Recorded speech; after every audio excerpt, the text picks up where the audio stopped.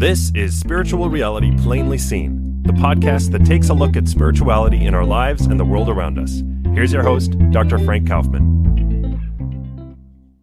Good morning. I'm going to do a little piece today entitled Being, Doing, and Dying, or Being, Doing, and Death. It's a very simple point I want to make, a single point, and it has to do with the anticipation of believers, especially believers in theistic traditions. Believers in the theistic traditions, and probably, I'm quite sure, in just about every possible style of faith, anticipate some sort of reckoning at the time of physical death. But in the theistic traditions, it's clear as a bell. Everyone imagines a kind of a day of judgment or day of reckoning. Of course, there's the walking into the light thing and the infinite warmth and welcomed by all thing, but it doesn't really take into account that narrative and that imagery that has come to obtain in contemporary reality. That does not really resonate with an inner sense of some sort of accountability of how life is lived. I think people, they may perhaps expect ourselves or myself to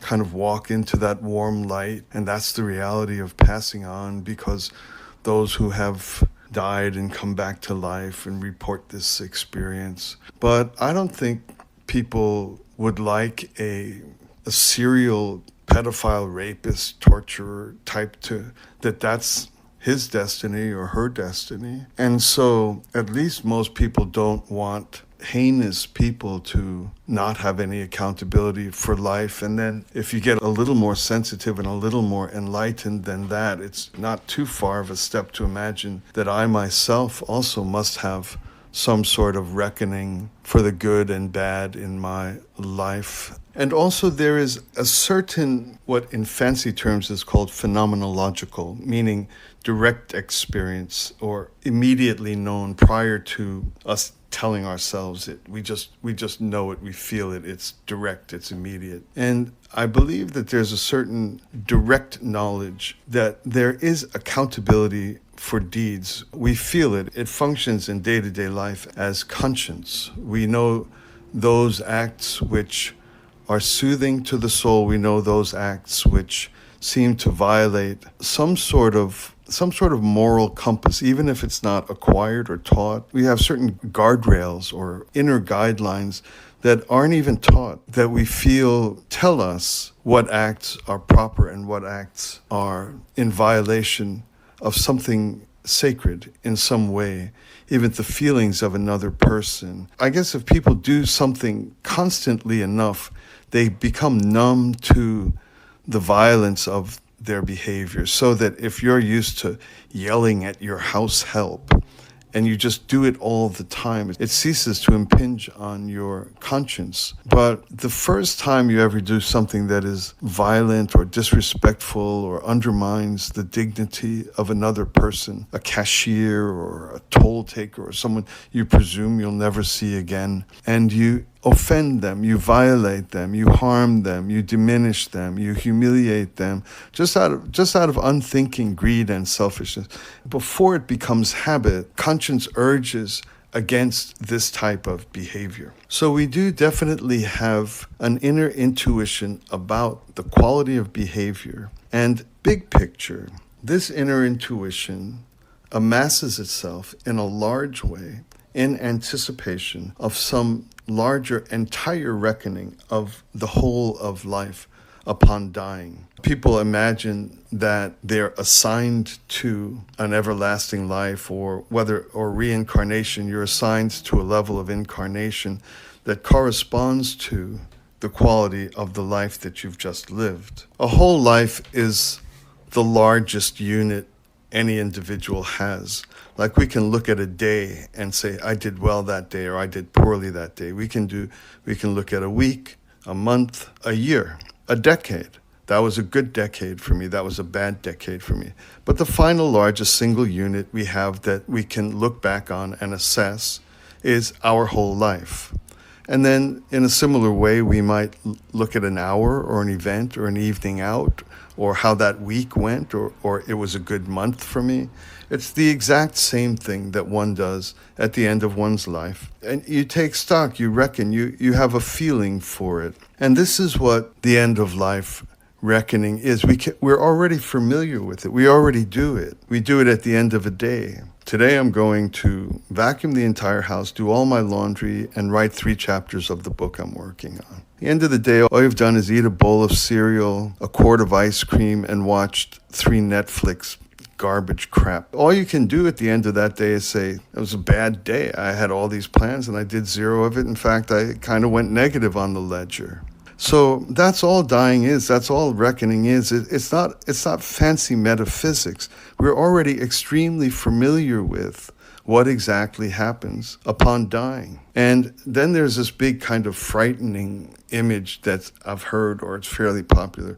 You see a videotape of your entire life. Every last thing you've ever done is rolls before your eyes, and you can see exactly the quality of your life. I think that's an unnecessary scare tactic. At the end of a bad day, I don't see a videotape of the whole of my day, of every last thing I did. I see the big bright things that I did. I see the decision 3 spoonfuls into an entire quart of ice cream. I see that. Likewise, I swam 4 laps today on a 50-meter pool, 1 lap more than I've ever done before. I see the bright highlights, but I don't see a videotape of every last thing I've ever done. And I believe that the final reckoning of life is not this mechanistic reckoning of a videotape of watching your good deeds and bad deeds, and then finally getting a report card or a score, like like a credit score, and then you end up in a spiritual world or a reincarnated life that matches your credit score. The main thing I want to talk about on this topic of being, doing, and dying is the notion that your deeds are reckoned, and your accounting is taken, and you're assigned a reincarnated quality or an everlasting life that is in heaven or hell or purgatory or whatever the range of options you have. What I want to insist upon here is that the question is not what you have done. The question is who you have become. Because what we have done is always a collection of good that I have done and struggles that I've gone through, difficulties I've gone through, bad decisions I've made, wrong that I've done. It can include big wrong that I've done. In terms of the educational path of life where I fail, I even morally fail, I relationally fail, that if these were held to a mechanistic accounting, this would be an entirely uninteresting universe. It would be one that there's really not much elegance to it and not much interest or desire to pass through a life as unimaginative as simply a mechanistic accounting or reckoning of life.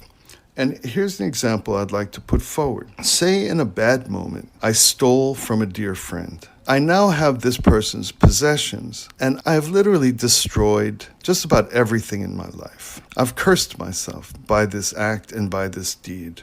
Come a time, I either can't stand it anymore and confess and go to the person in abject, just surrender an apology, or possibly I never get the courage to do that, but I'm caught, I'm found out, it's discovered. And this friend comes to me in kind of rage, disbelief, confusion. The person is more broken than me that even such a thing is possible. I've disappointed to the extreme in this act. Now keep going with me on this. Now imagine that my apology, my surrender, my, in religious terms, repentance, my desire to make it right, my desire to give my whole life to this guy or this girl or this friend. And now this person has the opportunity to forgive me and give me another chance, or to not be able to get over what I've done. This is a simple option that my friend faces. To forgive me and give me another chance, or to, if my sorrow is complete and genuine, or to just not be able to get over it. move on, not hate me, the rest of it, just move on. The relationship is broken and finished and over. Say the person rescues me by their forgiveness. This is the human version of what grace is. My sorrow to my friend is the human relational version of what repentance is. So repentance is a religious act that's directed heavenward, and grace is a religious phenomenon that from heaven comes down and absolves me of the burden of my misdeeds. Relationally, it's just simply apology. It should reach the quality of repentance and forgiveness. Forgiveness from this person and giving me a second chance is the relational version of grace. Now, if the person is big enough to have afforded me another opportunity, now keep going on this invented story, imagine that I then become that person's number one wingman. I defend him, I defend his family, I bail him out when they've been on hard times. I gave his daughter a scholarship to the school, a great school that they couldn't afford. I've actually sit up in the middle of the night on their front porch to defend them from would-be invaders, and so on and so on. This person's whole life becomes just an honor and a delight and a pleasure for me to defend and support. And so by the time I reach my death and my reckoning, why would you play that part of the video? Why would I have to sit through? It's kind of a non-existent reality. The reality of repentance and grace has defined me as a person whose life became saintly, became exemplary, became legend. My life actually became legend as a result of the horror I felt for my deeds, the grace and forgiveness I received from my friend, and the decisions I've made on how to live vis-a-vis that person from that time ever forward. So I'll conclude here because the point of this podcast is to talk about the fact that one arrives at death as a being, not a collection of deeds. The reckoning is who the person standing before me is, not what the person standing before me has done. It's who you are, not what you do. And there's nowhere more thorough on that matter than at the point of one's death and one's reckoning. Who you are, what you've become, what you're making of yourself with your life, not the dull, staccato, serial unfolding of your deeds.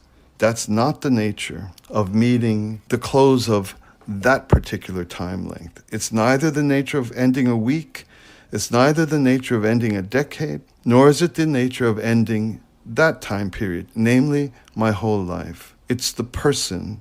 We all know that when we meet a person of quality, if we've retained some sort of human perceptivity and sensitivity, we know a good person or a bad person the second we meet them.